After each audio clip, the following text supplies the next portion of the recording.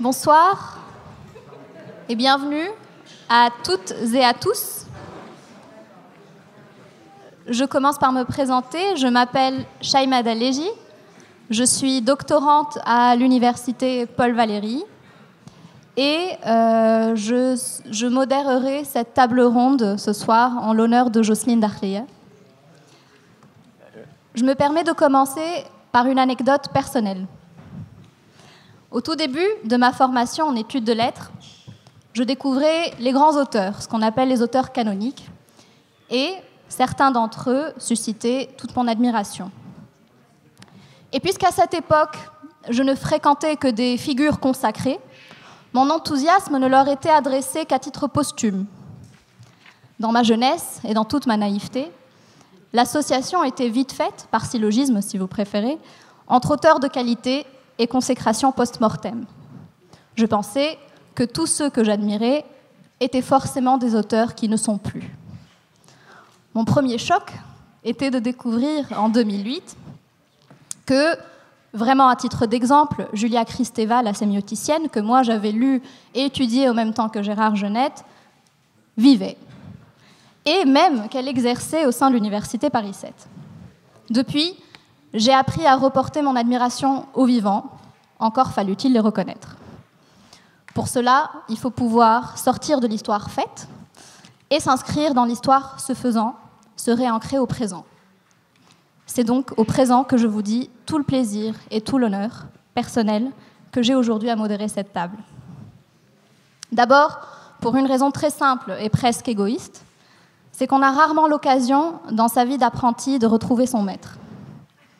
En tant que jeune chercheuse, et je pense parler pour beaucoup de personnes dans cette salle et au dehors qui partagent et mon sentiment et mon statut, je pense que c'est quelque chose de très précieux de trouver au courant de sa vie une personne qui vous serve de guide et en qui vous retrouvez tous les ingrédients magiques d'un certain bonheur intellectuel. Première chance. Mais qu'en plus, deuxième chance, cette personne existe de votre vivant. C'est ce que je vous disais à l'instant, sur le fait que la recherche était beaucoup faite d'enthousiasme posthume. Et qu'en plus, troisième chance, vous puissiez la fréquenter. Pour moi, dans ce sens, ma rencontre avec Madame Dakhlieh n'est rien moins que le produit d'astres qui s'alignent. C'est que Madame Dakhlieh n'est pas seulement une excellente chercheuse, comme en témoigne l'étendue de sa production dont nous parlons dans un instant, elle est une chercheuse présente, disponible, accessible, et ce, notamment par le biais de l'enseignement qu'elle exerce. Elle est en effet l'une de ces rares figures qui cumulent une activité d'enseignement et de recherche de manière à s'investir aussi passionnément dans l'un que dans l'autre. Et ce, malgré toute la difficulté que cela puisse représenter. À la fois parce que l'exercice de manier les deux formats et d'en assumer la double charge est périlleux en soi, mais aussi au vu des conditions de travail actuelles dans le monde académique, qui exigent des sacrifices personnels toujours plus élevés, et érige des professeurs et des étudiants qui, a priori, n'ont rien demandé en résistant de première garde. Si cet état de fait est malheureux, nous, les jeunes et moins jeunes et plus si jeunes étudiants, en sommes suffisamment conscients pour leur savoir gré d'être quand même là pour nous, en sachant que ce don de soi ne va pas de soi, et leur sommes aussi reconnaissants d'ouvrir la voie à une certaine forme de militantisme académique auquel nous n'échapperons pas si nous souhaitons poursuivre dans cette voie de la recherche, de l'analyse fine et du débat savant, parfois à contre-courant du débat médiatique et politique, et je suis gentille en disant parfois. Donc c'est un militantisme qui s'adresse à la fois autant à des contenus, par exemple la notion de choc de civilisation, qu'à des modes opératoires, à savoir, et là je parle pour Madame Dakhlieh, qu'est-ce que ça veut dire pour nous, aujourd'hui, dans des contextes révolutionnaires et post-révolutionnaires, de faire des sciences sociales, par exemple, ou encore, et là je parle pour moi, comment survivre à la libéralisation de l'université, et j'emploie le mot survivre à bon escient, il est pertinent dans le contexte actuel, comme les récents événements nous l'ont tristement prouvé. Je poursuis, sans trop vouloir accabler d'éloges Madame Dahlia en cachant lâchement ma sincérité derrière les exigences de l'exercice. Ce soir, nous sommes là pour rendre hommage au travail qui a été fait et celui qui est en cours. La variété des invités autour de cette table et des spécialités qu'elle et il représentent témoigne de l'étendue et de la richesse des travaux qui, pour relever du champ disciplinaire de l'histoire, y sont inscrits sans y être circonscrits. Les travaux de Jocelyne Dahlia ont porté sur un grand nombre de sujets qui ont tous trait, et pourraient tous être rapportés, et là je parle sous son regard, à l'histoire moderne du Maghreb, à la manière dont cette histoire a été écrite et la manière dont elle est repensée aujourd'hui. Ces travaux portent notamment sur l'interaction constante, la miscibilité et en fin de compte l'unité des histoires qu'on a trop commodément appelées, classées, histoire de l'Orient d'une part et de l'Occident d'autre part. À très grands traits, et vraiment pour aller vite, parce que je devrais passer la parole dans pas longtemps, depuis les travaux sur les politiques et le religieux dans l'islam, au Moyen-Âge, à la révolution tunisienne et au mouvement de contestation au Maghreb, aujourd'hui, en passant par la lingua franca, pour les connaisseurs 16e, 19e siècle, nous retrouvons auprès de Jocelyne Dahlia des travaux qui témoignent d'une attention constante aux points, voire aux zones de contact, à la nuance, aux circulations, au continuum, et qui témoignent également d'une intransigeance alerte aux raccourcis, au simplisme des histoires dualistes, voire manichéennes, qui ont la peau dure et la politique facile. Je présente donc les intervenantes et les intervenants de ce soir, dont les sujets apportent un éclairage sur des thèmes connexes et annexes, et sur les affinités thématiques et méthodologiques avec les travaux de Jocelyne Dahlia. L'ordre de ma présentation est alphabétique, mais je laisserai la parole par la suite, selon l'ordre que je dirai à la toute fin. Donc je commence par M. Khaled Bensril, ici présent. L'ordre de présentation, c'est moi qui vous présente d'abord. Donc M. Bensril participe à notre table ronde à la fois en tant qu'historien et que traducteur en langue arabe du livre « Islamicité » de Jocelyne Dahlia, paru en 2005 aux Presses universitaires de France. En arabe, Jocelyne Dahlia, Al-Islam wal-Gharb, min idéologie al-Sidem ila jadaliyat al-Niza, tarjamat Khaled Bensril. Un titre plus long et plus complexe sur lequel vous souhaiterez probablement revenir par la suite. Monsieur Khaled Bensril, ici présent, est professeur d'histoire contemporaine à l'université Mohammed V de Rabat au Maroc. Il est l'auteur, mais également traducteur d'ouvrages de l'anglais et du français à l'arabe sur les minorités juives, sur l'islam, ainsi que sur les relations historiques et culturelles entre le Maroc et l'Europe au XIXe et XXe siècle. Œuvre pour laquelle il a été primé, puisqu'il est lauréat du prix du livre du Maroc. De même, il est coordinateur scientifique de la très intéressante revue Hesperis Tamuda, dont on peut trouver quelques numéros en ligne, ainsi que chercheur associé, toute la série, très bien, auprès de l'Institut royal pour la recherche sur l'histoire du Maroc. Ensuite, au bout de la table, M. Mathieu Grenet, qui est maître de conférences en histoire moderne à l'Institut national universitaire Champollion d'Albi, chercheur à l'université Jean Jaurès de Toulouse au sein du laboratoire qui travaille sur les logiques d'empire, membre junior de l'Institut universitaire de France et directeur de la rédaction de la revue, je dis bien le titre, écoutez, Diaspora, Circulation, Migration, Histoire. On retrouve dans ce titre les thèmes centraux des travaux de Mathieu Grenet, et d'emblée on voit le lien avec ceux de Jocelyne Dahlia, à savoir les mobilités internationales, les contacts interculturels et les constructions identitaires à l'époque moderne. Mariam Guellouz, de l'autre côté de la table, qui est maître de conférences en sociolinguistique à l'Université Paris-Descartes. Elle est aussi performeuse et directrice artistique des Journées chorégraphiques de Carthage. Enfin, last but not least, Mohamed Weldi, qui est professeur au Centre d'histoire de Sciences Po Paris. Il a travaillé notamment sur les Mamelouks des gouverneurs ottomans de la province de Tunis, sur les legs ottomans dans la Tunisie coloniale, et il travaille en ce moment sur un nouveau projet de recherche qui porte sur la fin de l'esclavage au Maghreb au courant du XIXe siècle, et à partir, je cite, des égaux documents et des expériences des esclaves européens et africains. Donc je cède immédiatement la parole en premier lieu à M. Grenet. M. Weldi prendra la parole ensuite, Mariam Guellouz par la suite, et enfin ce sera M. Bensril qui parlera. Je lance cette question toute simple, facile pour moi, simplement pour entamer les discussions. Qu'est-ce qui, dans les travaux de Jocelyne Dakhlia, vous travaille, vous? Donc, qu'est-ce qui, dans les travaux, vous travaille? Voilà. Merci beaucoup. Merci beaucoup pour cette très belle introduction, très, très poétique aussi, et aussi, je suis très sensible au lien que vous tissez avec l'actualité. Qu'est-ce qui me travaille dans les travaux de Jocelyne Dakhlia? Beaucoup de choses, et depuis longtemps.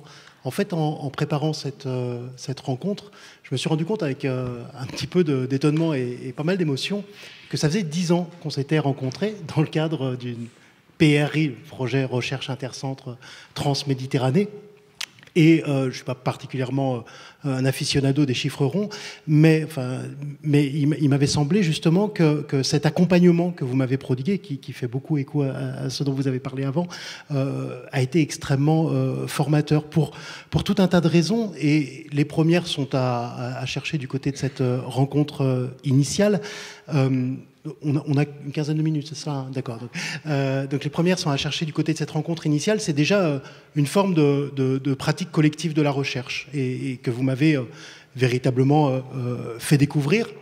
Cette volonté de poser des questions ensemble, de faire lien entre des chercheurs qui viennent d'horizons divers et d'aller chercher des connexions qui sont des connexions, pas toujours les connexions les plus évidentes, du type « Ah, cette personne travaille sur les mêmes thèmes que toi », mais qui sont des connexions plus discrètes et qui sont des connexions toujours essentielles avec des collègues qui viennent d'horizons divers. Et c'est cet apprentissage d'abord et avant tout de la réflexion collective et de l'enquête menée ensemble qui est véritablement le premier héritage ou vraiment ce qui continue de me travailler, ce souffle que vous avez véritablement donné à mon travail. Pour resituer, il y a 10 ans, je finissais la thèse, donc j'étais pas très beau à voir. Et surtout, je sortais d'un tunnel qui était celui de la recherche individuelle, telle qu'on la pense encore beaucoup dans l'université française, comme une espèce de opus magnum qu'on doit faire, enfin une espèce de purgatoire et à la fois un moment qui est censé être celui du premier achèvement intellectuel que j'avais vécu.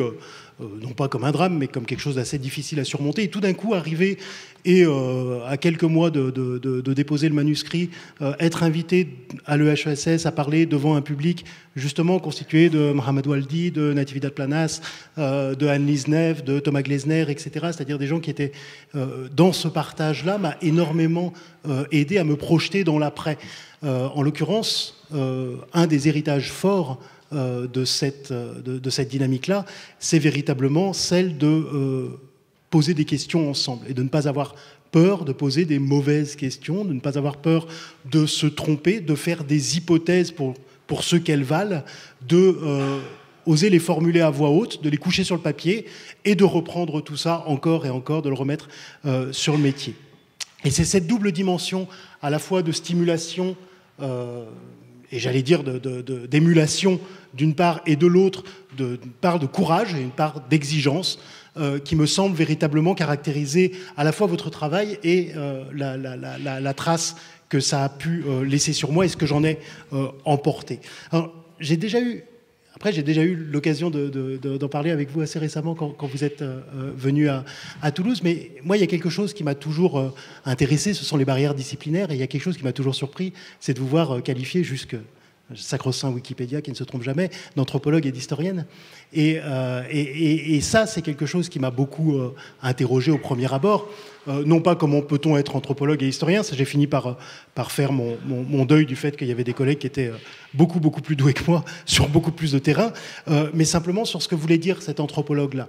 Comment est-ce qu'on devait le prendre et quelle résonance il avait. Non pas que votre travail ne dialogue pas avec l'anthropologie et l'ethnologie, c'est même évidemment bien sûr le contraire. On connaît le dialogue généreux mais aussi serré, exigeant, que vous menez avec l'anthropologie, la sociologie, l'ethnologie, la littérature, les études de genre, les cultural studies, etc., etc.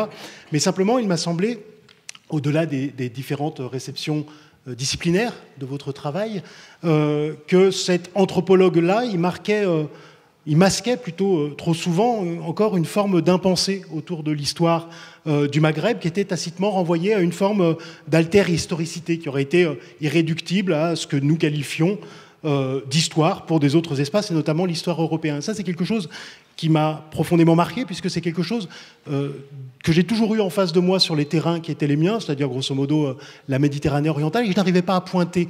Et c'est quelque chose qui a fait nœud, pour reprendre une expression qui vous est chère, pendant très longtemps dans les débats, dans les discussions.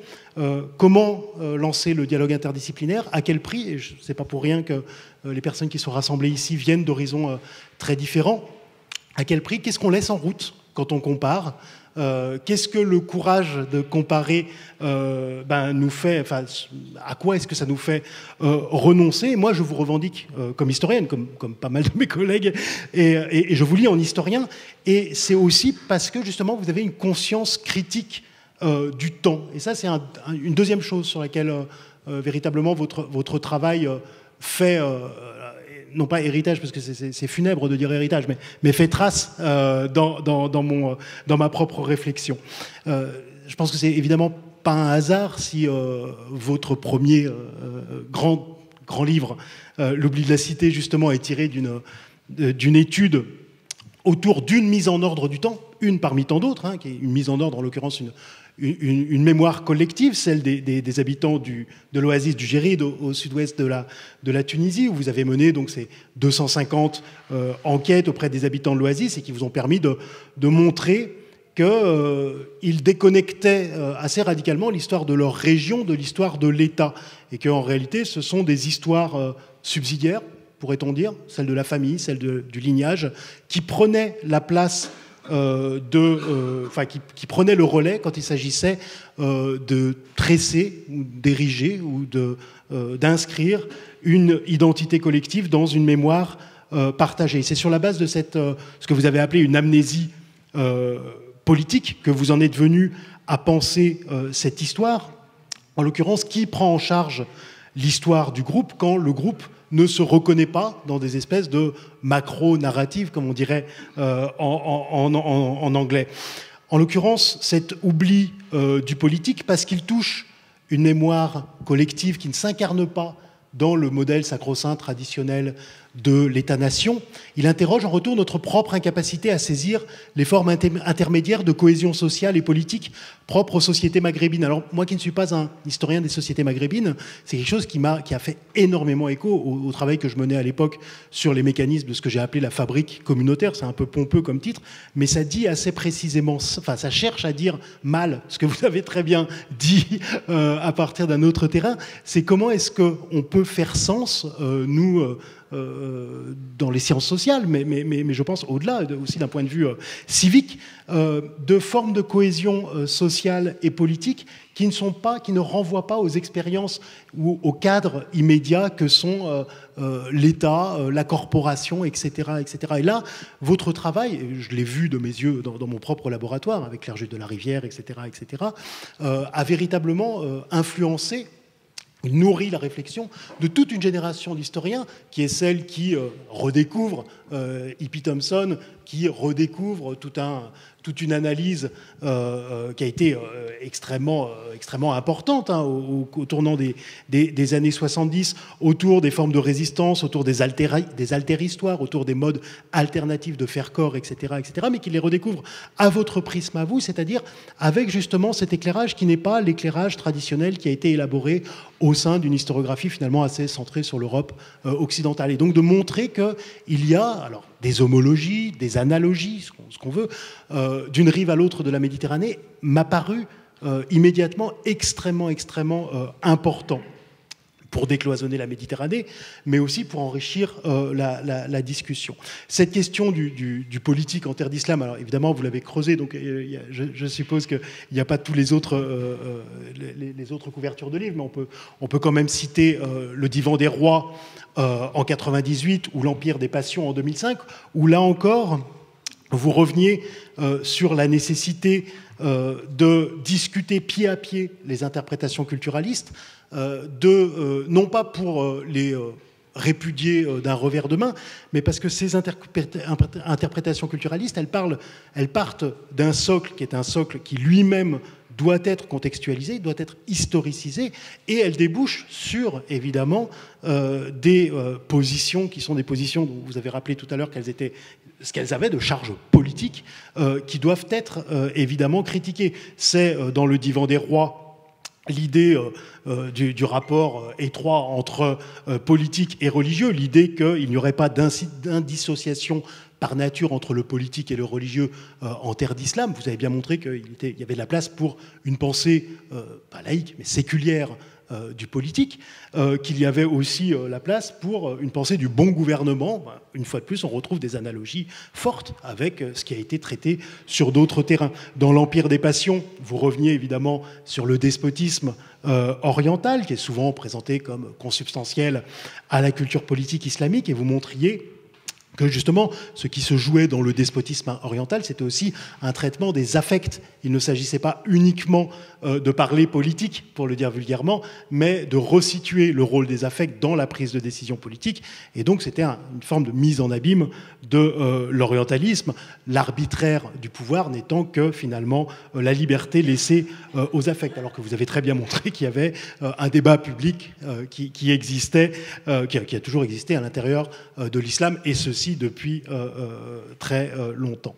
Cette réflexion au long cours que vous avez menée sur la question du politique en terre d'islam, elle vous a conduite à réinscrire le Maghreb moderne et contemporain dans une perspective méditerranéenne, à l'heure où cet espace, évidemment, faisait et fait toujours l'objet des captations les plus douteuses. On se rappelle qu'au début des années 2000, on a vu passer un partenariat euro-méditerranéen, par exemple, dont on se demandait au final qui il désignait et surtout qui il cherchait à ne pas nommer. Donc on voit l'urgence de discuter de cela. Et c'est justement à l'apport essentiel de vos travaux à l'étude des contacts et des frontières en Méditerranée à l'époque moderne que je souhaiterais consacrer les 5 minutes, 4 minutes 30, qu'il me reste. Cette question des frontières et des contacts, elle s'est déclinée... vous l'avez décliné dans vos travaux autour de plusieurs axes. J'en retiendrai 2 parce que ce sont peut-être les deux plus immédiatement lisibles pour un béotien tel que moi. D'abord, ce sont les pratiques de langue, donc autour du diptyque Lingua Franca 2008 et avant Trame de langue, très bel ouvrage collectif que vous aviez dirigé en 2004, pour montrer que, bien, une fois encore, pour prendre à revers ces fausses évidences, merci beaucoup. Pour prendre à revers ces fausses évidences, en l'occurrence, pour montrer que les usages linguistiques, ils étaient, oui, caractérisés par la fluidité, par les contacts, qu'ils étaient finalement très loin des équations contemporaines, une langue, un pays, une identité, etc., une culture, etc., etc., mais que, pour autant, ils étaient irréductibles à une vision assez irénique de l'interculturalité avec un grand I.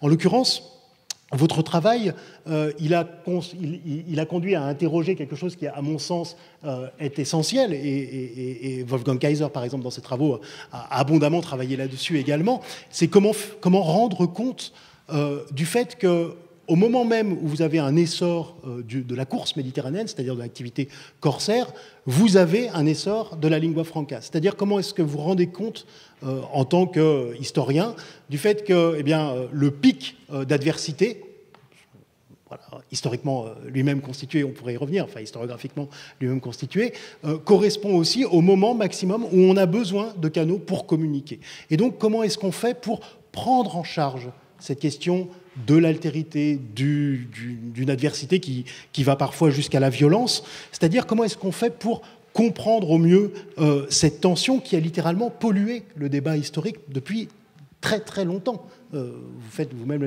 la généalogie dans un très bel article de Pirenne, Brodel, Orden Purcell, Huntington, etc., etc. C'est-à-dire cette forme de nœud irrésolu entre la Méditerranée comme socle et la Méditerranée comme choc. Je vous cite là encore. Également, est-ce qu'il faut tout abdiquer pour le métis et le métissage ? Est-ce qu'en parlant de métissage à tout bout de champ, finalement, on ne perd pas une forme d'exigence en faisant semblant de croire, quelque part, ou en construisant, une fois de plus historiographiquement, par l'opération historiographique, l'idée d'un mélange qui s'opérerait entre deux entités soi-disant pures. Et puis finalement, ces passeurs culturels, ces interprètes, ces droguements, etc. etc. Qu'est-ce qu'on en fait? Est-ce qu'on en fait les chevaliers blancs de l'interculturalité? Ou est-ce qu'on accepte, une fois encore, de les traiter pour ce qu'ils sont, c'est-à-dire des individus qui peuvent être régis par l'opportunisme, l'appât du gain, etc., etc. Parfois une méconnaissance crasse de la culture dont ils sont soi-disant les spécialistes. Moi, j'en croise tous les jours aux archives. Bref, une fois encore, ne pas prendre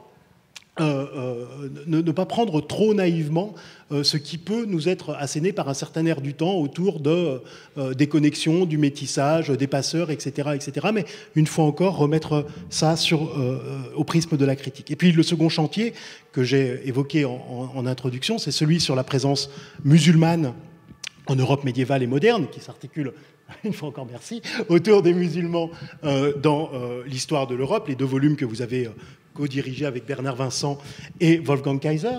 Là encore, une tension essentielle, celle entre les trajectoires individuelles de ces musulmans extrêmement nombreux, corsaires, captifs, marchands, esclaves, diplomates, amoureux et conduits, princes en exil, convertis, etc., etc., que l'on retrouve dans les sources européennes, pas dans n'importe quelle source européenne, et je pense que vos articles dans ces ouvrages sont essentiels, en allant montrer l'importance d'aller chercher dans des sources municipales, départementales, du fin fond de la province, et de faire ressurgir ça. Moi qui ai la chance d'habiter dans le Tarn, on en voit beaucoup dans les archives, et c'est parfois assez étonnant. Et puis cette tension donc, entre ces trajectoires individuelles, et puis que faire du collectif? Ces individus dont on voit qu'ils ne font finalement jamais vraiment communauté, parce que ces communautés, elles sont défaites régulièrement. Ce sont les communautés de la Chiourme à Marseille, les esclaves qui meurent régulièrement. Et puis la plus grosse communauté qu'on a, c'est peut-être celle de Livourne, autour du bagne de Livourne, qu'ont étudié Guillaume Calafat et Cesare Santos, toujours dans cet ouvrage-là. Ce sont quelques centaines d'individus. Et là encore, un turnover de population énorme qui empêche de sédimenter tout ça dans un mécanisme, dans une fabrique communautaire qui sont un peu hiératiques. Bref, ces 2 chantiers, ils sont liés par une même exigence, celui sur la langue et celui sur les musulmans dans l'Europe moderne.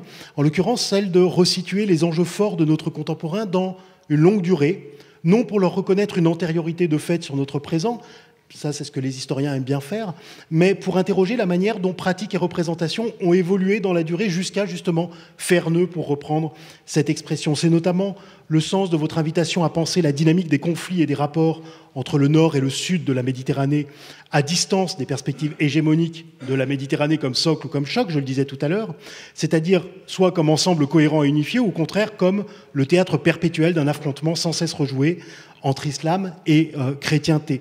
Penser ensemble ce que vous appelez le continuum et la différence, voire le conflit, c'est aussi refuser les fausses évidences et les vraies injonctions que la politique impose à la science, parfois jusqu'à l'aveuglement. Huntington recite. Alors bien entendu, mon rapide excursus n'aura absolument pas justice à la richesse d'une œuvre et à l'ampleur d'un travail qui s'étend également aux créations artistiques contemporaines au Maghreb, à la révolution tunisienne, mais qui s'étend également à des interventions dans le débat public, et dans un débat public particulièrement crispé autour des enjeux liés à l'islam comme fait de culture et de société. Tout juste, ce rapide excursus permet-il de prendre la mesure d'une pensée en mouvement qui s'attache à explorer, je vous cite encore, une histoire sous-jacente au présent et à éclairer celui-ci.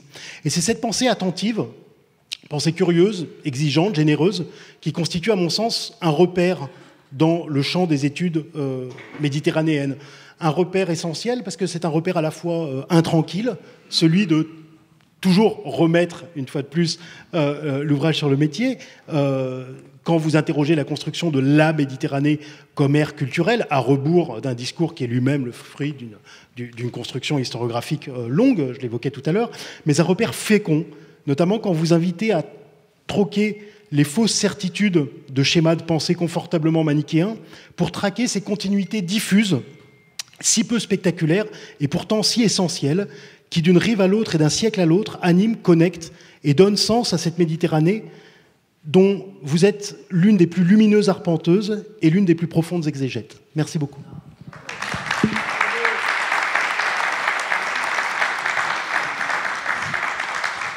Merci beaucoup pour ce tour d'horizon très juste et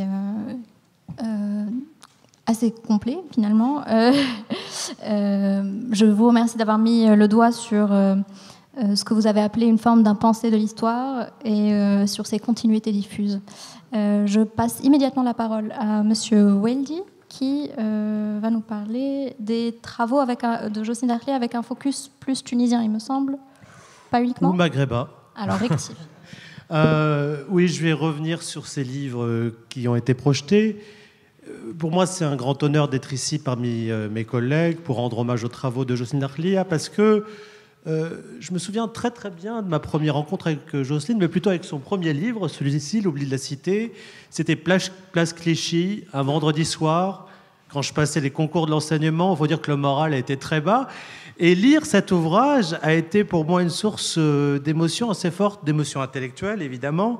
D'abord un éblouissement devant la pensée de cet ouvrage. J'avais pas beaucoup lu d'ouvrages sur le Maghreb qui déployaient une telle pensée. Et puis du coup, ça a nourri un désir ardent de contribuer, à ma modeste mesure, à cette histoire du Maghreb ou à ce type d'histoire qui se fonde quand même sur plusieurs formes de réflexion.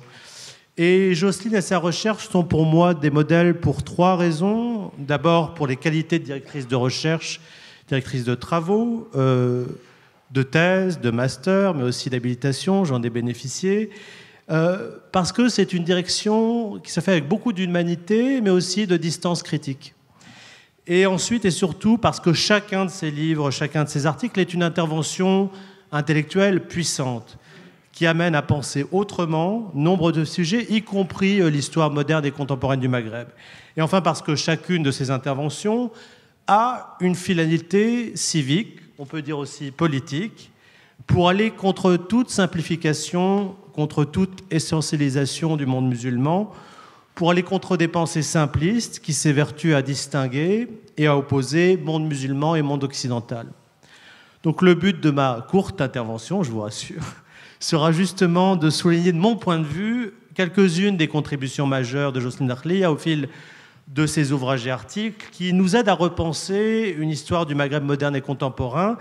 Et je présente par avance mes excuses si je simplifie les idées, qui sont beaucoup plus sophistiquées que celles que je vais présenter. Et je commencerai justement avec ce premier ouvrage qui a été pour moi un choc intellectuel au début des années 1990, alors même que nombre de chercheurs sur le Maghreb, j'entends aussi bien les historiens que les anthropologues, sociologues, sont alors obsédés par la question de l'État, la question des relations entre État et société, et aussi par la possibilité de recouvrer une mémoire collective par l'histoire orale. Jocelyne ouvre d'autres pistes dans ce premier livre, et elle montre comment une communauté du sud de la Tunisie entretient non pas une mémoire collective, mais un oubli collectif nécessaire à sa construction, et comment cette communauté se fonde sur une utopie, je cite, celle d'une absence de pouvoir supralignagé. Et parallèlement, dans un article intitulé « Dans la mouvance du prince », paru dans la Revue des Annales, Jocelyne nous invite à reconsidérer ou à prendre au sérieux les pratiques des pouvoirs dans le Maghreb moderne, le Maghreb que certains appelleraient le Maghreb précolonial. Dans cet article, elle va à rebours d'autres études, notamment d'études de l'époque coloniale, justement, qui décrivaient ces pouvoirs maghrébins avant tout comme des pouvoirs accapareurs de richesses des populations maghrébines. En étudiant les camps militaires, Mhalla et Harka, qui traversaient les pays du Maghreb pour collecter les impôts, on peut dire du XVIe, XVIIe jusqu'au XIXe siècle, Jocelyne démontre que ces camps militaires n'avaient pas seulement pour but d'exercer une contrainte sur ces sociétés ou de les ponctionner simplement, mais ces camps devaient permettre aussi d'exposer le pouvoir, de se présenter au sujet. Elle applique ici une anthropologie historique, une étude des rites politiques, ce qui avait été pas fait de cette manière avant cet article et avant le travail aussi sur les jrides. Par la suite, Jocelyne déplace la focale pour démentir d'autres préjugés et des pensées toutes faites au-delà du Maghreb pour s'attaquer de manière plus générale aux manières de considérer les sociétés musulmanes et leur pouvoir. Son deuxième livre, Le Divan des rois, la politique et le religieux dans l'islam, rappelle que les pouvoirs musulmans, notamment au Maghreb, ne sont pas seulement nourris de références religieuses, ce ne sont pas simplement des théocraties, mais ces pouvoirs ont convoqué d'autres formes de sagesse, notamment des miroirs de princes, des figures universelles, comme celle d'Alexandre. C'est à la même époque au début des années 2000, que Jocelyne nous invite à nous méfier des tendances à spécifier le monde islamique dans l'article intitulé La culture nébuleuse, paru dans la Revue des Annales.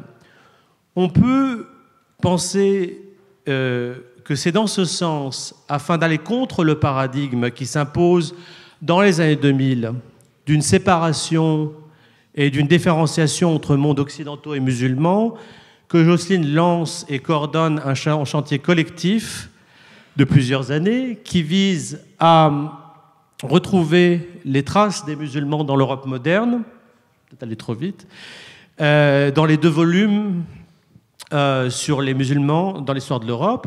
Et cela est aussi dans un contexte politique bien spécifique, alors que les conservateurs en Europe exigent que la Constitution européenne mentionne les racines chrétiennes de l'Europe.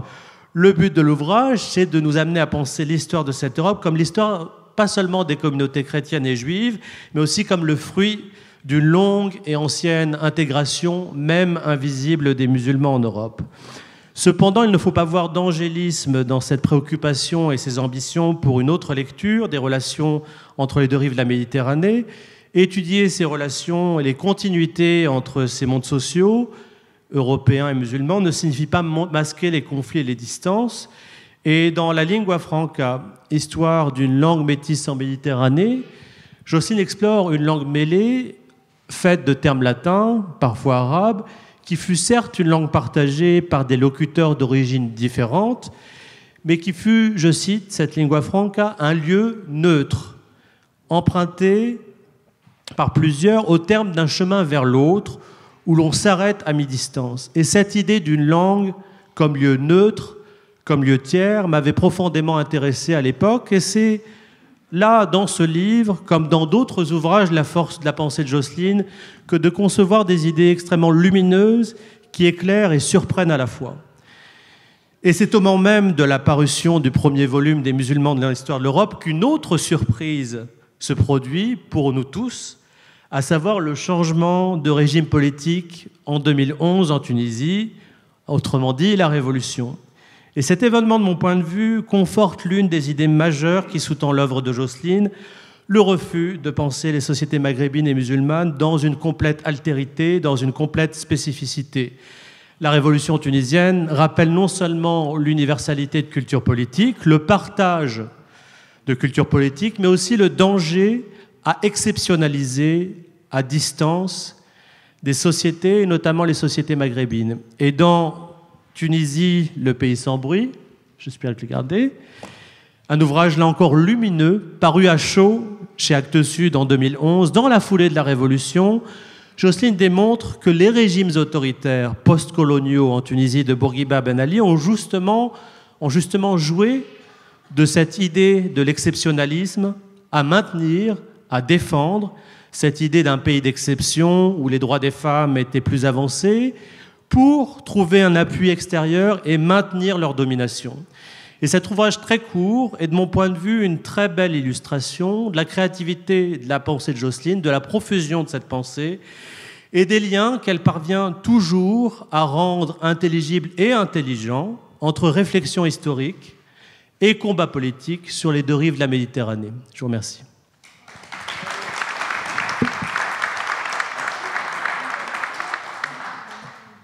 Merci beaucoup, Mohamed Oueldi. Je passe la parole directement à Mariam Gallous. Merci, je suis très honorée d'être ici aujourd'hui. Merci. صحاب البارود والكرابينة راتفين البارود وشاعلين الفتيلة بالك كي ما تجيش وانتي عندك الجيش اسمك الحرية عزيزة عليا ممو عينيا والقلب مكسور صحاب البارود والكرابينة. Les gens du baroud et de la carabine visent avec leur baroud et enflamment. Attention, si tu ne viens pas alors que l'armée est avec toi, tu t'appelles liberté, tu m'es chère, la prunelle de mes yeux. Mais mon cœur est brisé. S'hab el-baroud ou el-karabine.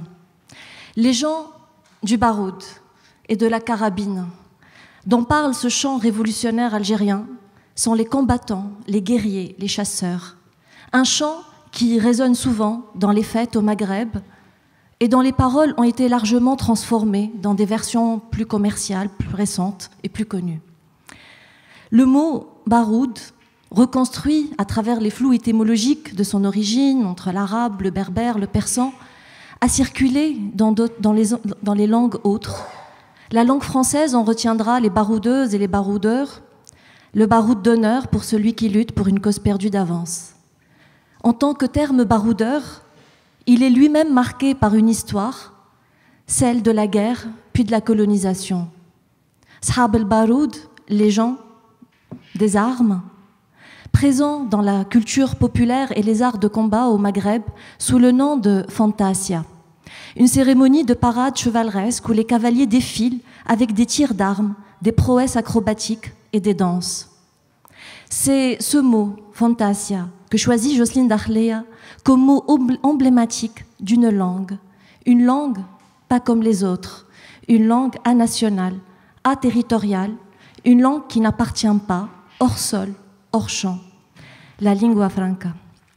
Une langue oubliée dont les traces linguistiques rappellent l'existence d'une période autre, d'un espace de circulation des savoirs et des pratiques entre le Nord et le Sud.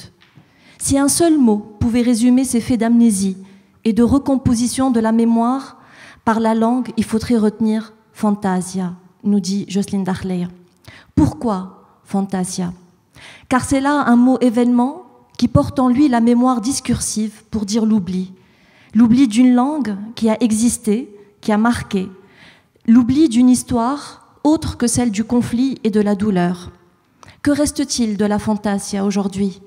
Des images de baroud, d'hommes guerriers, de fêtes et de parades qui ravivent à chaque actualisation du terme l'oubli de l'ourat al-ifranj, la langue franque.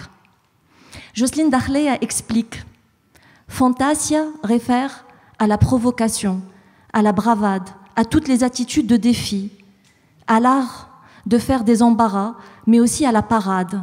Ce sens est resté jusqu'aujourd'hui dans la langue tunisienne ou algérienne.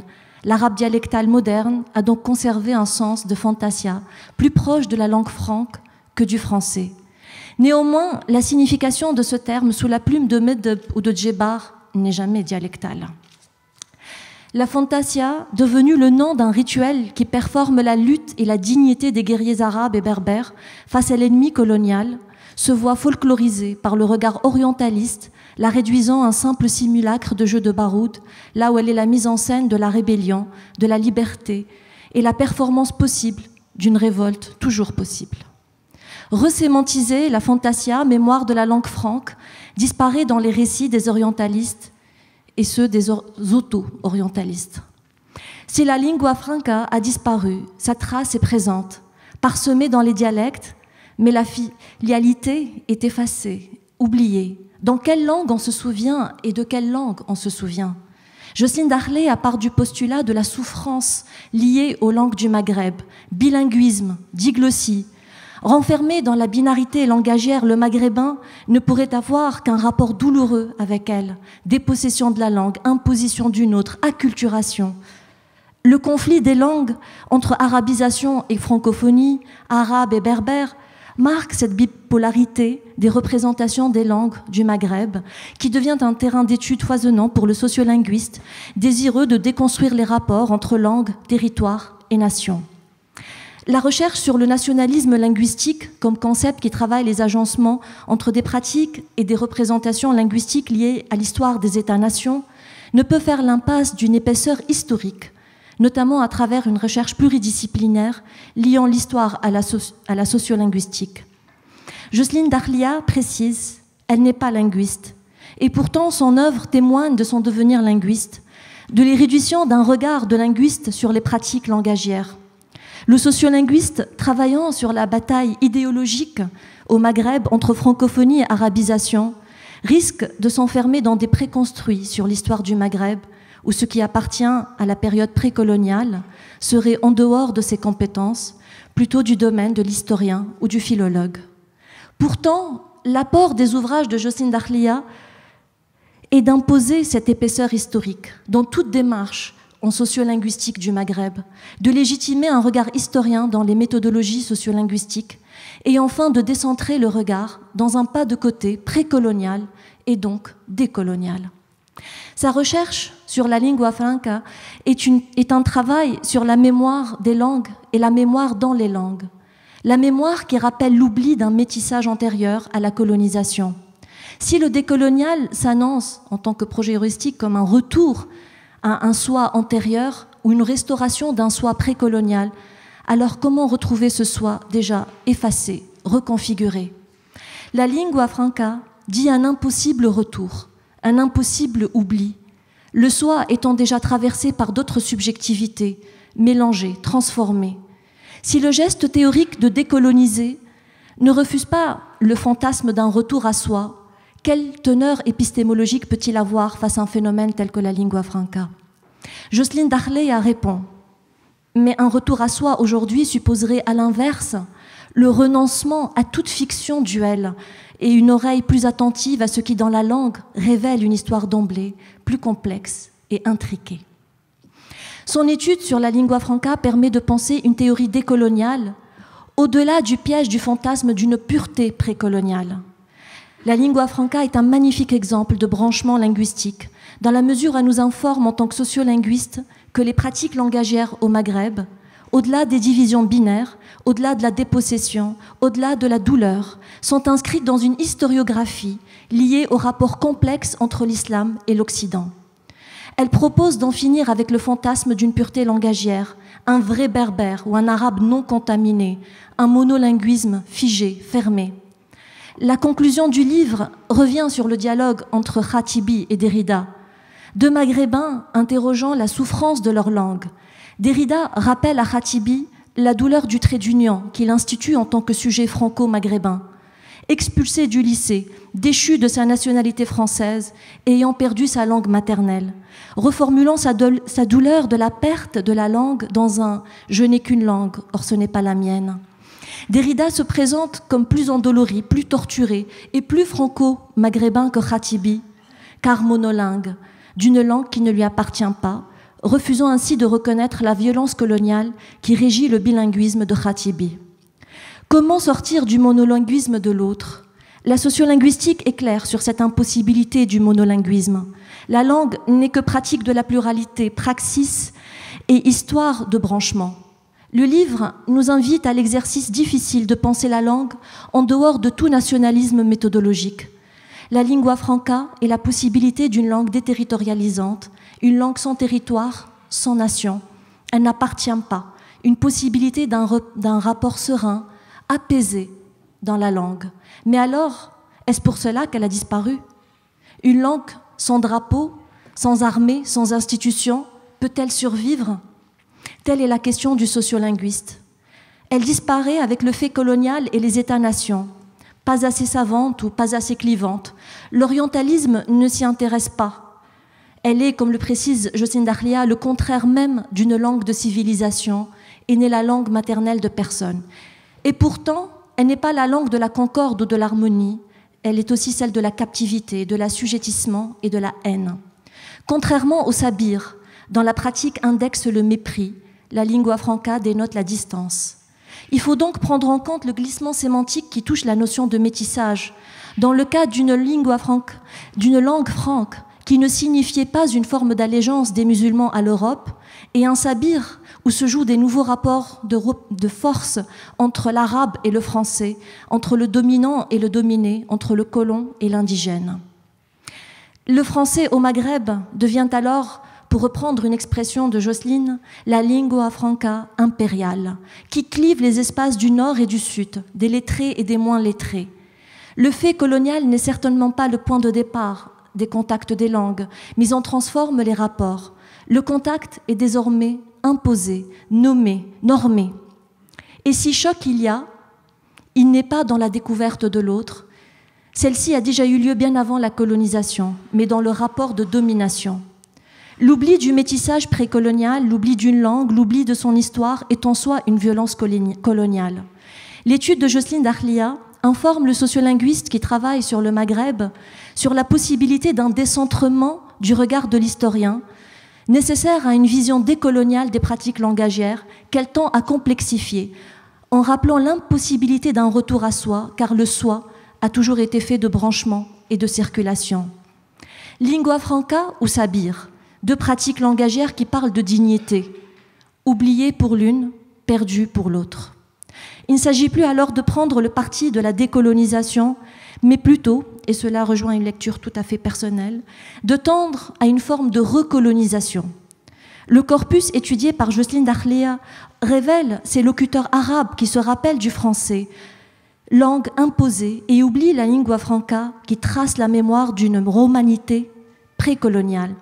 Comme Meddeb ou Djebar utilisent le terme fantasia, en omettant la lingua franca, il se réactualise en tant que sujet colonisé. La lecture des œuvres de Jocelyne Dakhlia pourrait aussi permettre de dépasser la dichotomie coloniale-décoloniale, en rappelant que le colonial n'est pas simplement la violence présente dans la mémoire, mais c'est aussi celle d'un oubli imposé. Pensant retrouver son soi dans la langue française, le colonisé s'est perdu en perdant le souvenir de la lingua franca. Elle n'est pas simplement l'histoire d'une langue neutre, elle n'est pas seulement l'histoire des branchements et de métissage, mais elle est aussi l'histoire d'un droit à la dignité et d'un droit à l'universalité, dans ce qu'elle dit des rapports entre les musulmans et l'Europe. Dans sa romanité accueillie spontanément en terre d'islam, dans sa pluralité pratiquée pleinement chez les musulmans, elle vient dire que eux aussi, les musulmans, les arabes, ont le droit à l'universel. Elle est la langue de l'hospitalité, une hospitalité perdue dès lors que se sont imposées les logiques coloniales et néolibérales des États-nations au Maghreb. Une hospitalité au sens où la définit Derrida dans sa formule sur l'étranger. L'étranger est d'abord étranger à la langue du droit, dans laquelle est formulé le devoir d'hospitalité. L'hospitalité de la lingua franca au Maghreb se confronte à la xénophobie des sabirs coloniaux. L'hospitalité au sens d'une invitation, d'une générosité, et la dignité sont sûrement les deux termes qui me viennent à l'esprit quand je pense à Jocelyne. Et peut-être que le séminaire qu'elle dirige depuis plusieurs années à l'EHESS en est le meilleur témoin. Il n'y a, paraît-il, que 12 millions de Tunisiens sur la planète, un petit quartier au Caire. Et pourtant, on a l'impression qu'on les a tous rencontrés au séminaire de Jocelyne. Un séminaire qui a regroupé des chercheurs confirmés, des jeunes chercheurs, et qui est devenu une plateforme de réflexion et d'élaboration d'une pensée sur les révolutions arabes et les pratiques qui leur sont liées. Un lieu où se déploie un réseau incroyable de chercheurs, d'artistes, d'acteurs sociaux et de militants, chacun avec sa langue, permettant ainsi de faire de la langue universitaire une lingua franca du savoir partagé. Ce séminaire a été pour moi, comme je le pense pour beaucoup d'autres ici, un électrochoc qui m'a permis de solidifier, puisqu'on n'a plus le droit de dire radicaliser, mes savoirs sur le Maghreb, mais aussi le point de vue critique sur la lecture des récits nationaux, d'allier un point de vue décentré sur l'histoire avec mes recherches. Et puis, pour le dire simplement, la rencontre avec Jocelyne a été un tournant dans ma manière de concevoir mon métier d'enseignante-chercheur travaillant sur un pays arabe, d'enseignante-chercheuse musulmane arabe. Choisit-on son sujet de recherche ou est-on choisi par lui? On est en droit de nous demander pourquoi consacrer une telle œuvre à un phénomène éphémère, perdu, effacé, qu'est la lingua franca. 600 pages quand même. Il ne s'agit pas de répondre à cette question, mais de la penser comme une réponse à ce qui caractérise le travail de Jocelyne Dakhlia, un travail qui n'a pas peur de l'éphémère et qui prend le temps de le penser comme geste poétique. Elle nous rappelle, dans une question qu'elle pose, ce que moi, en tant que sociolinguiste, j'ai tendance à oublier. La langue, une ou plurielle, ne serait-elle donc jamais source de plaisir, de bonheur, de jubilation? La joie, passion positive et force créatrice. Ne pas se penser en tant que victime de l'histoire de ces langues, penser son agency, son pouvoir d'action, dans son droit à aimer ces langues, les détester, les maltraiter, en jouer et en jouir, est sûrement une condition nécessaire pour réaffirmer sa dignité à travers la pratique langagière. Recoloniser la mémoire n'est pas un geste décolonial, mais un positionnement anticolonial, une question de dignité, de présence au monde. La dignité des guerriers de Shab el-Baroud, les révolutionnaires des mouvements de libération nationale au Maghreb, ceux qui font encore exister la fantasia, mémoire des langues, mémoire des corps et mémoire des tissages et de dignité.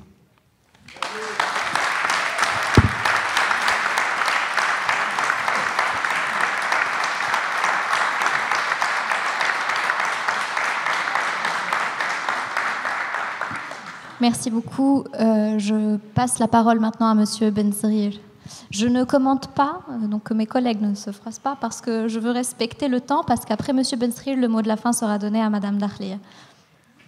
Merci, mademoiselle la modératrice. J'avais préparé un concentré de cette traduction que j'ai faite, mais d'après ce que j'ai entendu, mes collègues qui m'ont précédé, qui ont déjà parlé, ont déjà évoqué les grandes lignes de la pensée et des travaux de Jocelyne Dahlia. Et donc, ce serait une perte de temps que je revienne sur beaucoup d'éléments qui ont été déjà évoqués. Et j'en profite de cet instant mémorable et de partir de la citation qui a été évoquée par la deuxième intervenante de tout à l'heure, Enes Depech, qui nous a donné une citation de Miziada qui a été affichée pendant longtemps. Moi, j'en ai profité avec un petit jeu de mots et j'ai changé cette citation pour dire ceci, que les livres, parce que Miziada parlait des livres, les livres sont les supports, à mon avis, les plus sûrs de notre temps, parce qu'il y en a d'autres, à partir des CD, etc. Les livres sont les supports les plus sûrs de notre temps, où plusieurs types de savoirs, de connaissances, de pensées peuvent se rencontrer en toute liberté et à des fins très utiles. Fin de citation que j'ai forgée à partir de ce que m'a été inspiré par Miziada. Autrement dit, cette rencontre entre des cultures, entre des savoirs différents, ne peut être possible qu'à travers la traduction. Alors, je vais focaliser mon intervention sur l'importance de la traduction en sciences humaines au pays des Maghreb et dans le pays du monde arabe en général. Ceci n'est pas loin de ce que Jocelyne Dahlia, sur lequel elle a beaucoup travaillé, c'est la question des passeurs. Alors pour moi, c'est un grand honneur d'être un petit passeur de la pensée de Jocelyne au Maroc, et non seulement au Maroc, mais au Maghreb et dans les pays du monde arabe, en traduisant un de ses ouvrages qui ont paru en 2005. C'est pour moi un grand honneur d'associer mon nom très humble et très modeste à un monument comme Jocelyne Dahlia. C'est un grand honneur. Jocelyne Dahlia n'est pas très connue, il faut le reconnaître, au Maroc. Ses amis au Maroc sont comptés sur les doigts de la main. On ne peut même les mentionner. Ce sont des chercheurs qui ont fait soit leur thèse ici en France, soit... Et lorsqu'on a toujours voulu avoir affaire dans la revue Espéris Samouda aux ouvrages écrits par Jocelyne Dahlia, on a toujours eu du mal à trouver quelqu'un à faire des comptes rendus pour notre revue sur ses travaux. Et pour ne pas vous cacher, pour Lingua Franca, on a fait le compte rendu sur lui après 3 années de sa parution. On a eu du mal à trouver quelqu'un qui pourrait écrire un compte rendu et on s'est rabattu sur un linguiste. Ce n'était pas un historien qui a fait le compte rendu. Alors, je ne sais pas quel a été l'avis de Jocelyne sur ce compte rendu, mais je vous dis, la difficulté de percer les écrits, j'en sais quelque chose parce que pour traduire Jocelyne Dahlia, c'est pas de la, c'est pas facile, c'est pas de la tarte. Et la traduction en général et surtout du français à l'arabe, c'est vraiment un terrain très périlleux. On avait entendu tout à l'heure lors des présentations la traduction un peu rapide que c'était une honte. C'est bien sûr que c'est pas possible. La femme ne peut jamais être considérée comme une honte. C'est juste un exemple. À mon avis, le fond de cette pensée, que la femme est un objet de tentation, tout simplement. Al-mar'atu awra, c'est un objet de tentation, tout simplement. Alors, il est plus facile, la traduction, c'est comme quand on monte une montagne. Il est très facile de grimper et de monter jusqu'en haut, mais attention à la descente, monsieur. Vous pouvez vous casser la figure. Sur des termes comme ça, je suis passé par... Alors, lorsque la fondation Abdelaziz Casablanca m'a proposé de faire cette traduction, j'ai eu des cauchemars pendant des mois avant de commencer la traduction et de prendre la décision, parce que il y avait... C'est du lourd, c'est des mots intraduisibles. Je vous commence par le titre. Le titre, c'est islamicité. Alors, il a joué sur le mot de islam et cité. Il entend les cités de la banlieue et ce qui se passe au niveau de l'islam. Alors, moi, je ne vais pas... Quel est l'intérêt pour un lecteur marocain ou maghrébin de parler de l'islam des cités? On s'en fout, là. Ils sont ici, on est loin, c'est votre problème. Alors, déjà, à partir du titre, j'ai laissé ça jusqu'au dernier moment, après avoir terminé la traduction, avoir pénétré toutes les états d'âme, les pensées, etc., pour que je sois bien imbibé, pour que le livre entre dans mes veines, dans mon sang, pour le vivre. Parce que c'est ça la traduction. Traduire, c'est ressentir ce que l'auteur veut dire dans un contexte européen et de le transmettre dans un autre contexte qui est le contexte arabe, qui n'est pas facile à recevoir ce genre d'informations. Alors c'était vraiment un exercice très périlleux. Et toujours la traduction, je pose 3 questions très simples pour terminer, pour avancer dans mon propos. Pour la traduction, on pose toujours 3 questions principales. La première, elle est très simple. Pourquoi on traduit? On traduit parce qu'on a besoin du savoir.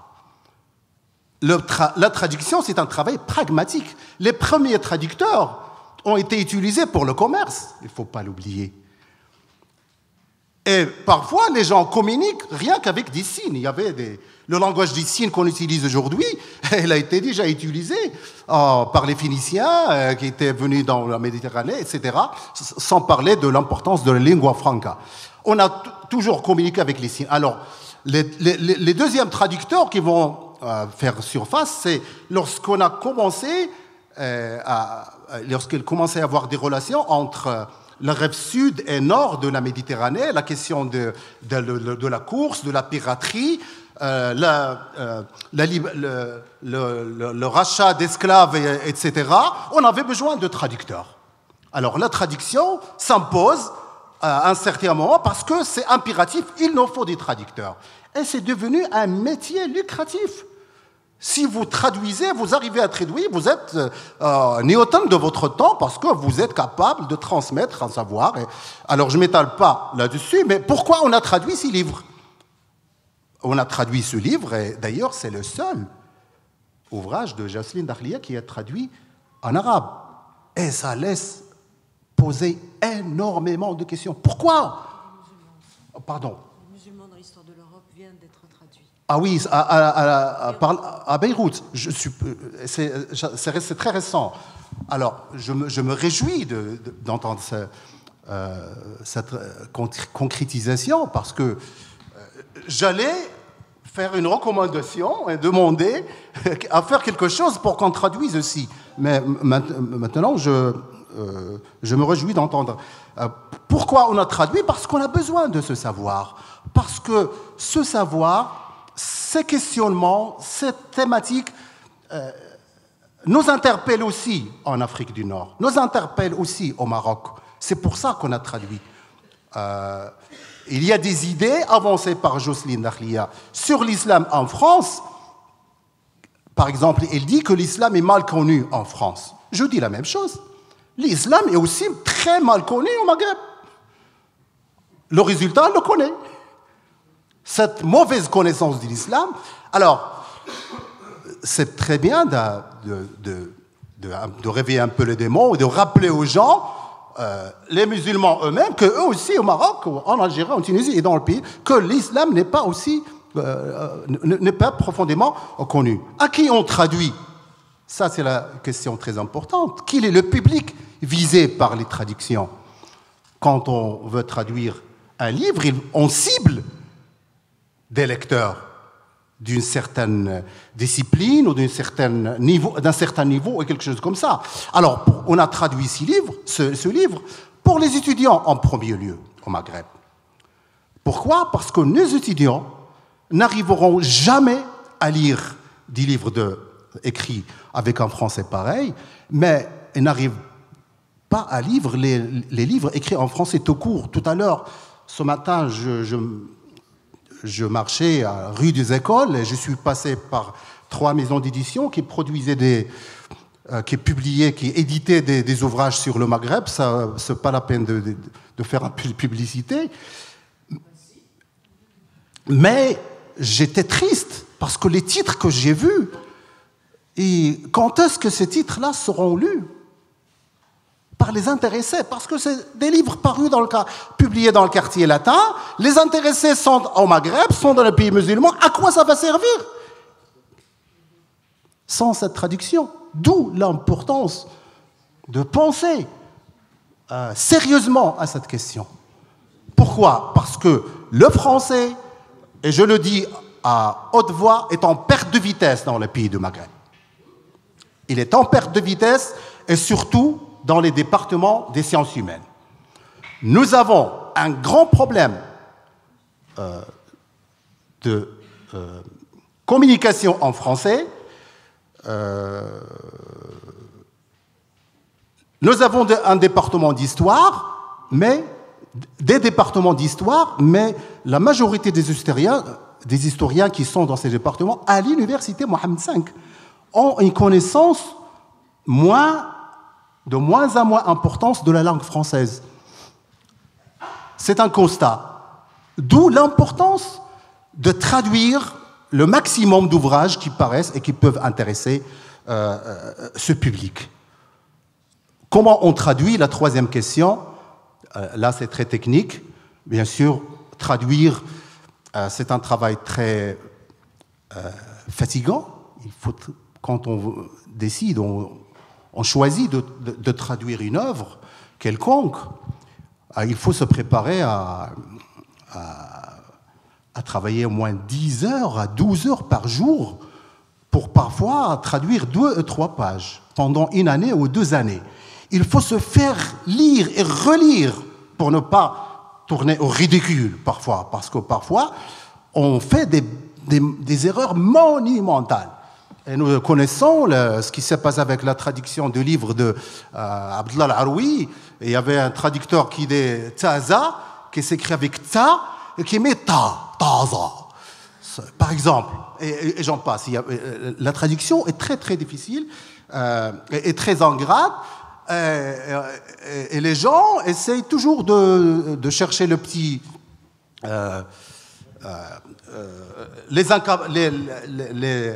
les imperfections pour vous tomber dessus.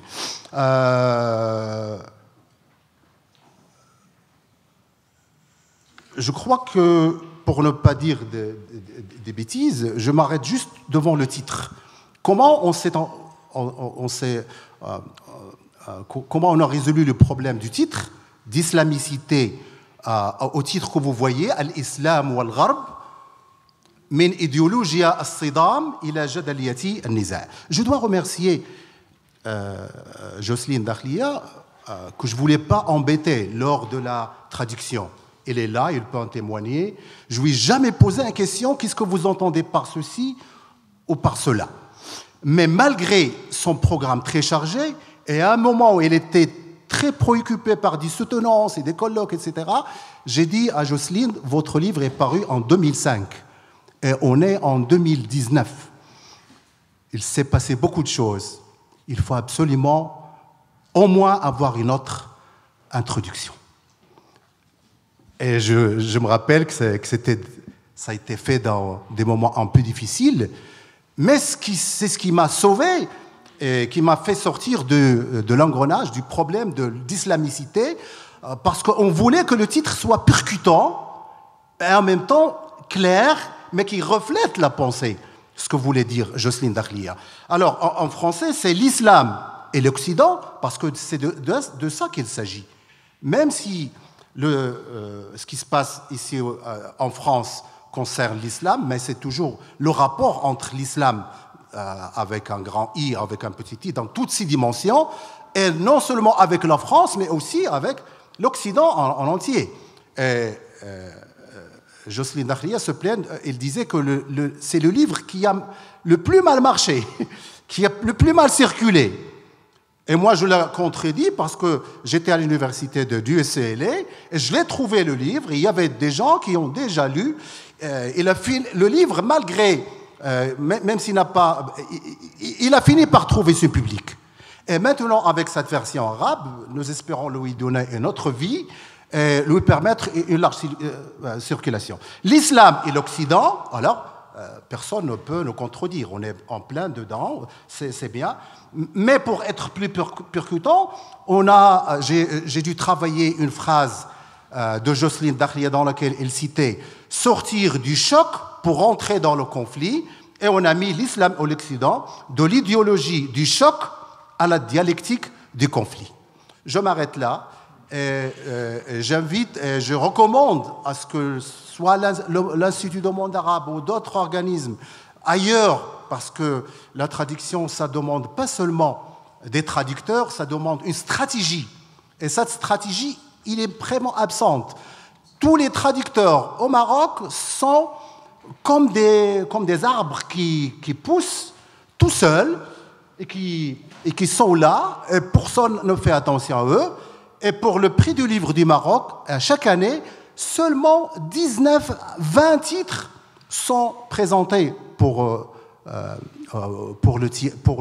avoir le Jaïzat al-Maghrib sur Tarjama. 19, 20, entre poésie, entre littérature, entre récits de voyage, et ça veut dire la partie de sciences humaines dans les livres traduits au Maroc, c'est vraiment rien du tout. Il faut vraiment faire quelque chose. Et je ne sais pas comment, mais je vous laisse.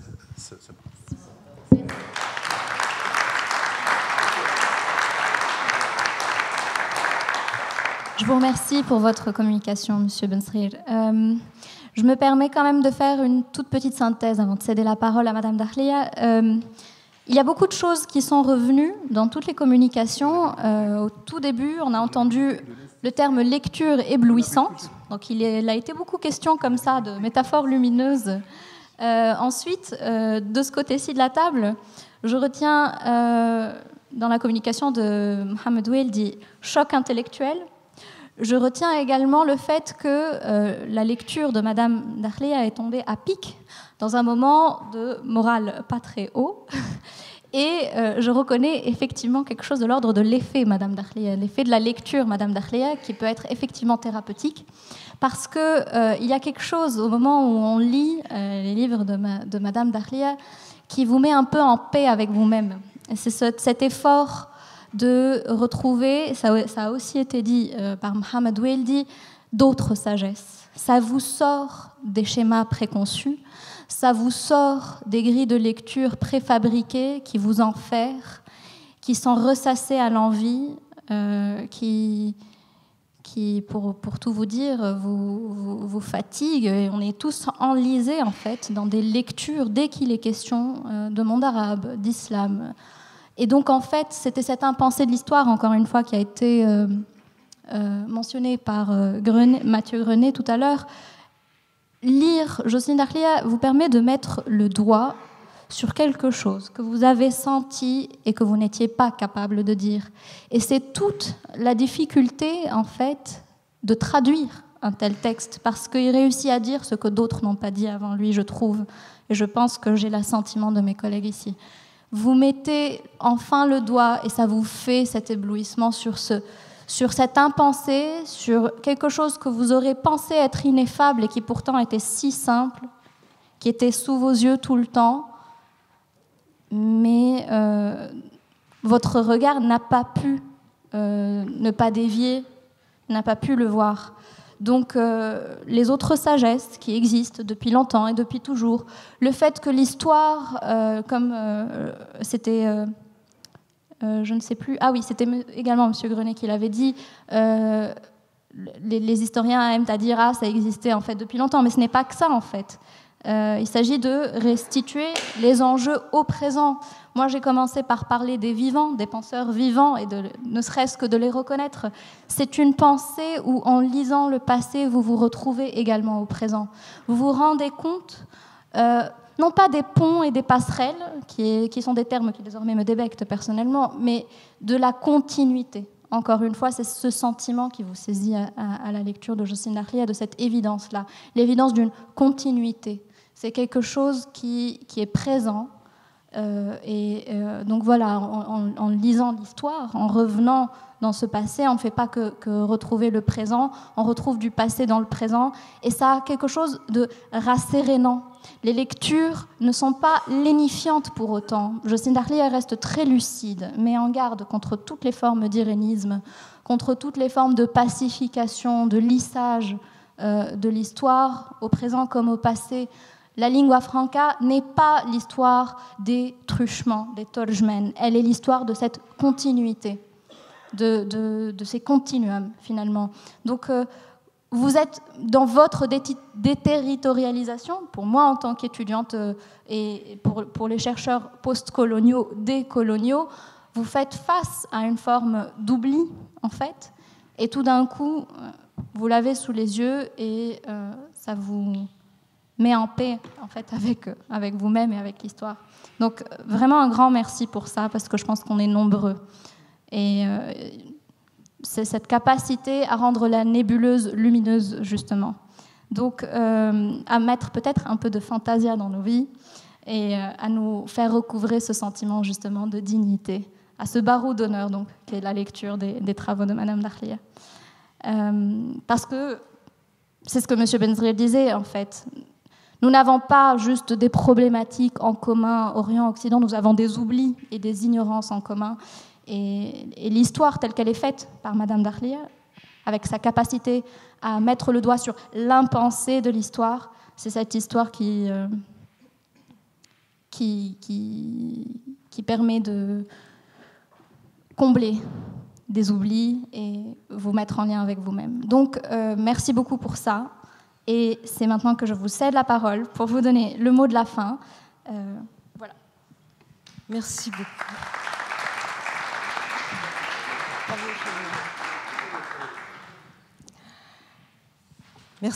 Merci à tous, vraiment. Merci à l'Institut du monde arabe pour cette reconnaissance, pour cet hommage vraiment qui m'honore, surtout qu'il s'inscrit juste après cette belle table ronde sur les grandes figures féminines du monde arabe.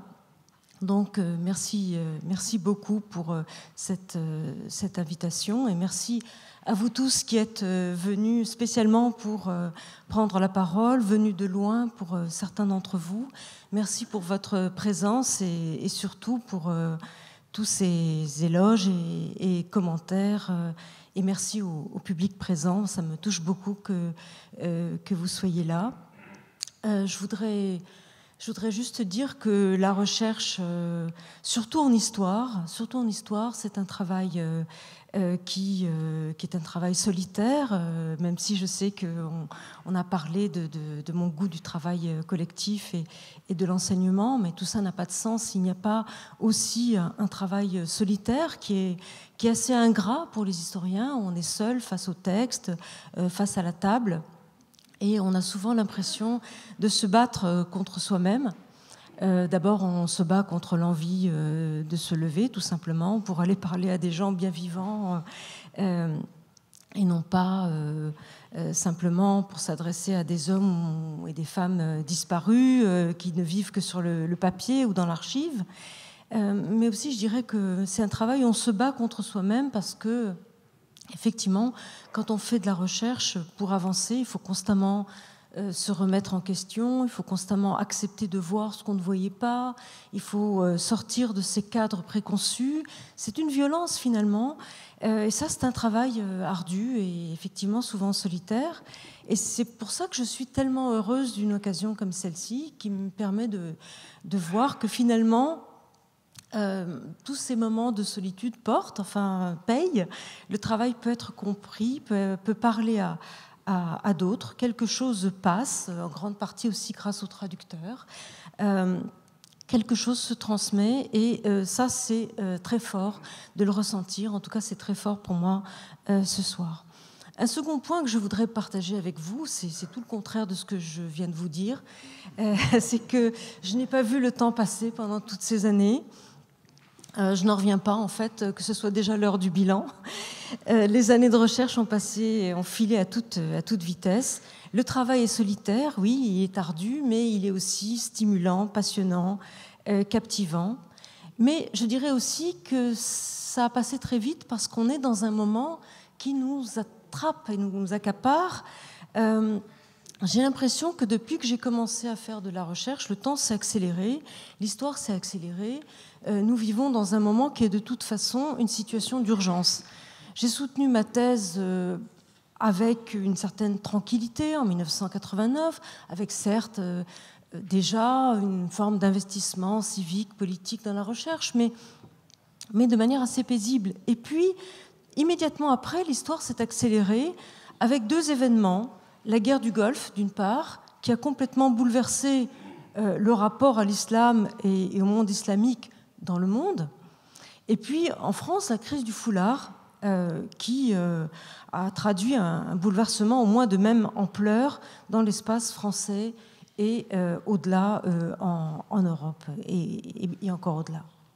Et depuis ce moment, comme beaucoup de collègues chercheurs travaillant sur le monde arabe, j'ai eu l'impression, littéralement, de ne pas m'appartenir. L'impression d'avoir le devoir de travailler à dénouer ce qui était si fortement noué, verrouillé, porteur de violence, et de travailler surtout, par réaction, à essayer d'ouvrir d'autres perspectives, à défaire, à reconstruire ces cadres problématiques et figés dans lesquels nous percevons trop souvent l'histoire du monde, l'histoire des rapports entre l'Europe et le monde musulman, l'histoire des femmes arabes. Et je suis vraiment heureuse de travailler actuellement à une histoire du harem ou des rapports entre harem et despotisme qui me paraissent une question cruciale dans le moment présent. Je n'avais pas imaginé être embarquée à ce point dans une histoire, une pratique historienne citoyenne, et que je veux en même temps rigoureuse, exigeante, ce qui ne la rend pas toujours facilement accessible, en effet, et peut même créer des malentendus. Il y a un temps de réception qui est un temps long, et il faut l'accepter, il faut s'y faire.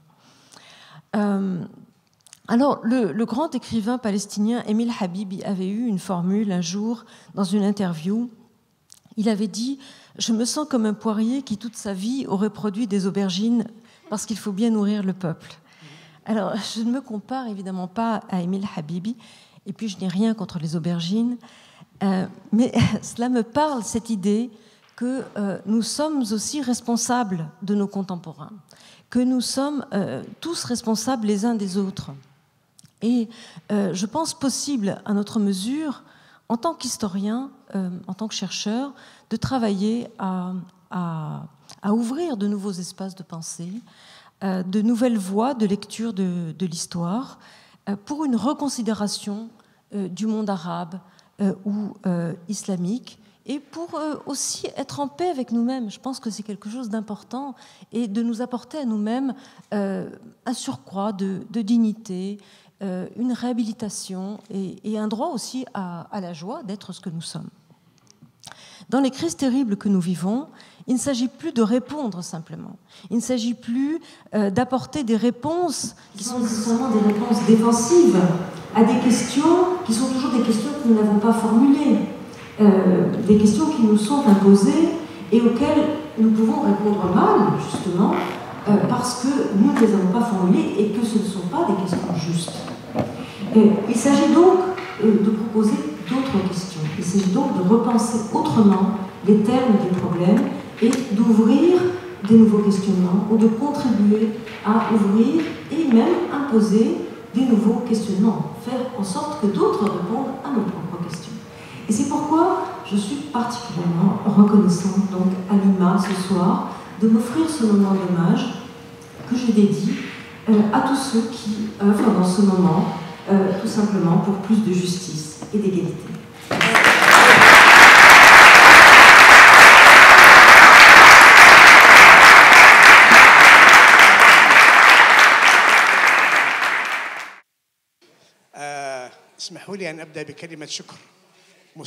Je vais parler en arabe. Je souhaiterais tout d'abord remercier tous ceux qui travaillent au sein de la chaire de l'Institut du monde arabe.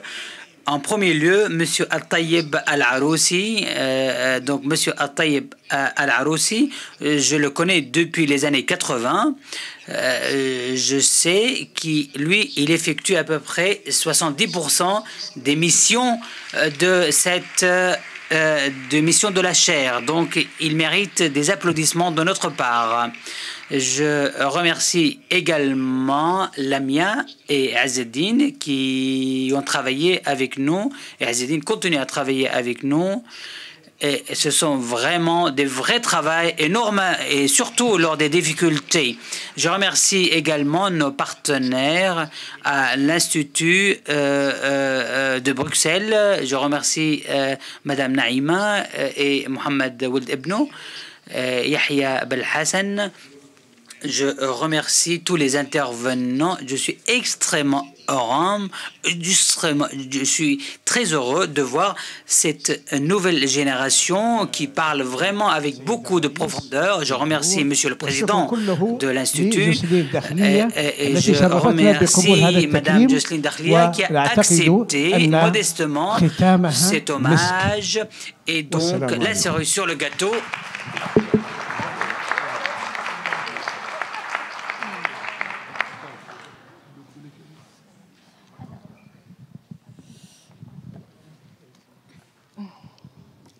Alors, nous étions très heureux de consacrer cette journée à Madame Dakhlia Jocelyne, à ses contributions vraiment excellentes.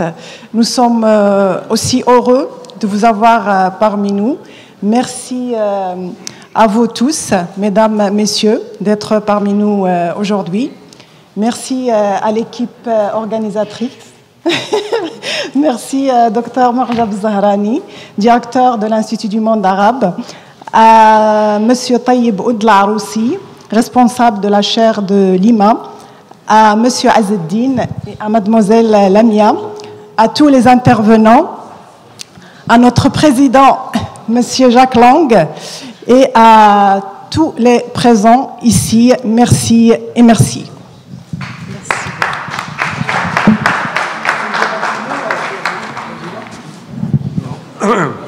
Donc, pardon.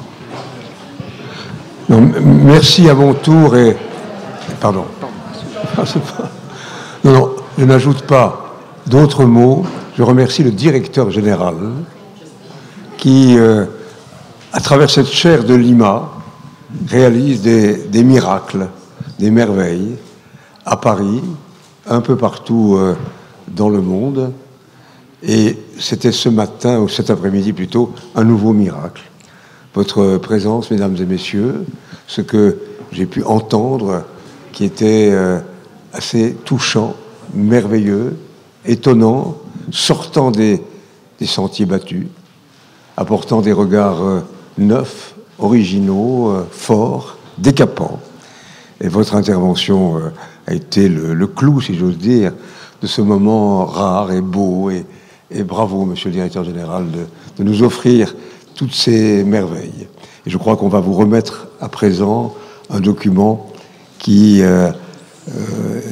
vous remercie, signé du directeur, signé du directeur général et de moi-même, et qui vous redit notre reconnaissance et notre admiration. Applaudissements